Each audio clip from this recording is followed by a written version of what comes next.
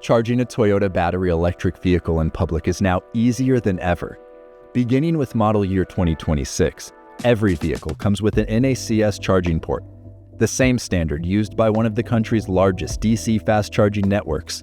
An adapter is also included to enable access to non-NACS stations. Here's what you need to know, starting with finding a station with the Toyota app. Using the Find Stations feature, simply enter your location to quickly see nearby options. And after choosing a station, the app can set it as a destination in the vehicle's audio multimedia system.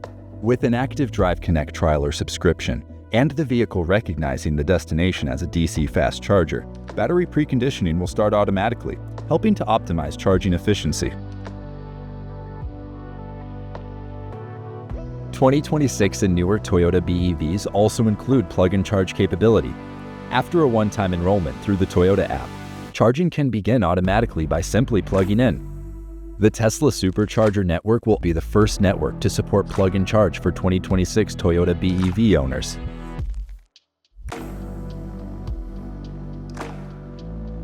When you arrive at a charger, alignment matters. For 2026 and newer models, the charging port is on the front passenger side, allowing for easy access with most cables. For 2025 and older models, however, the driver's side port may require parking slightly over the line, but be mindful not to obstruct other chargers.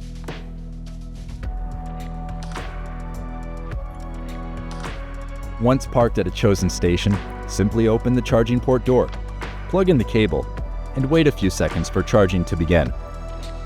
Charging speeds will depend on factors like the state of charge, charger output, and vehicle capabilities. Once finished, just stop the session in the app. Unplug and return the cable, and close your charging port door. You're now ready to hit the road again. By following these tips, BEV charging can become a stress-free part of the daily routine. For more information about charging, visit toyota.com.